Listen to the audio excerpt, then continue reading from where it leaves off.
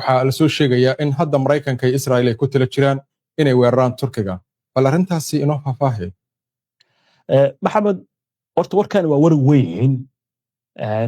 calaamado badan ama ifaalayaal badanna way jiraan laakiin si gaar ah waxaynu soo qaadanaynaa hadal uu sheegay nin lagu magacaabo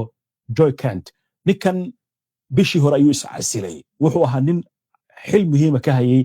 maamulka Donald Trump oo wuxuu ahaa madaxa xafiiska la dagaalanka waxa loogu yeero argagixisada si kale haddaan u dhigno qofka labaad ee sirdoonka Mareykanka ayuu ahaa wuxuu ku xigay gabadha la yiraahdo Tulsi Gabbard oo ah madaxa ugu sarreeya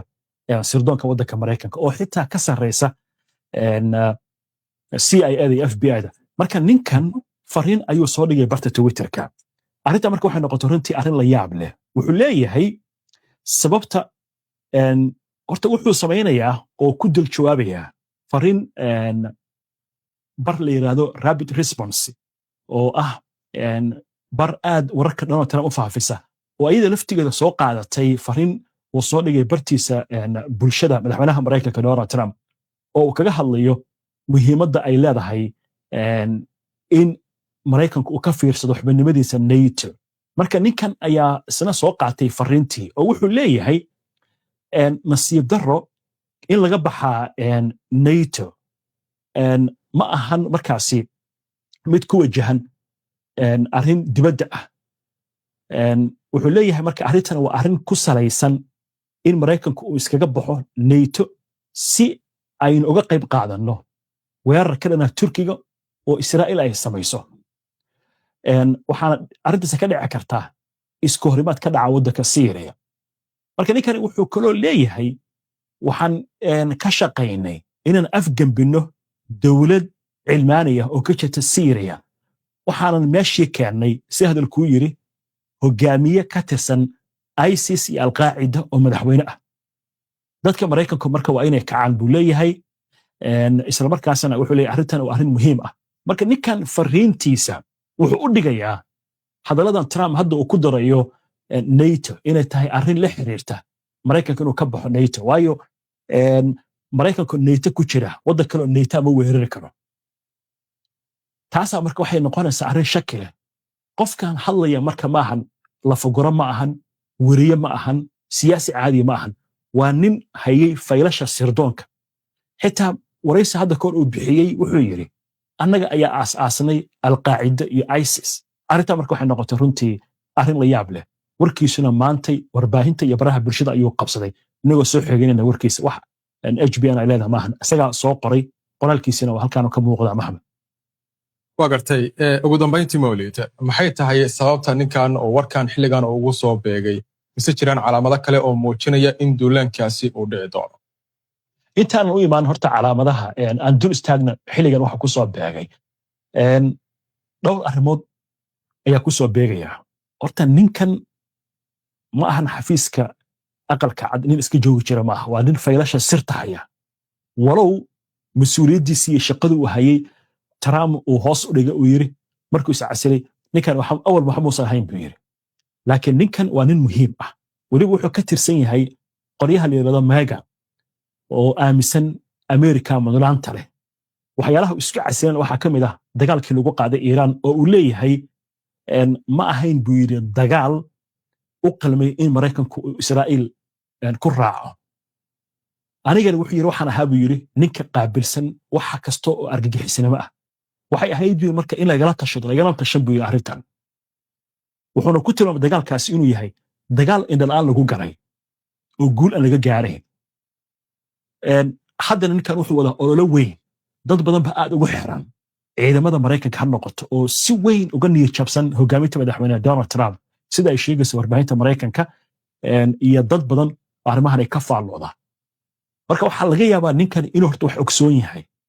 aanu imaado marka ifaalayaasha ra'iisul wasaarihii hore ee Israa'iil ninka hadda maanta aynu ka sheekaynaynay inuu ka badbaaday isku dayga dilka Naftali Bennett hadal ayuu jeediyey bila ka hor wuxuu yiri Turkiga wuxuu nagiyay buu yiri meel gees ah oo halis buu nagu yahay waa inaan sidaan uga hortagi lahayn aan ka shaqaynaa ra'iisul wasaaraha Israa'iil calaamad kale weeyaan wuxuu asna sheegay inay dhabarka ka jibin doonaan si hadalku u dhigay asal raaca shiicada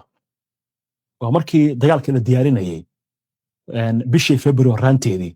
waxaa kaloo hadda muuqanayay buu yiri sunni asal raac ah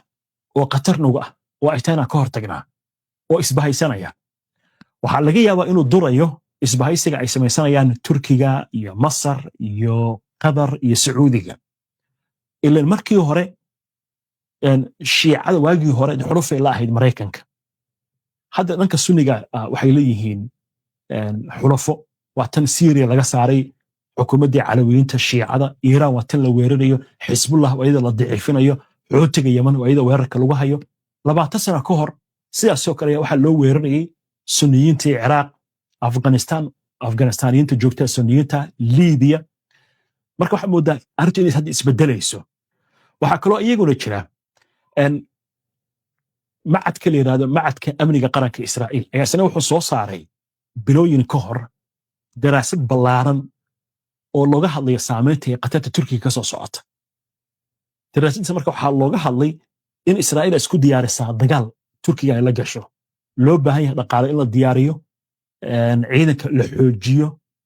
awoodda cirka ciidanka la xoojiyo dhaqaale badanna loo qoondeeyo macadkaasi waa macad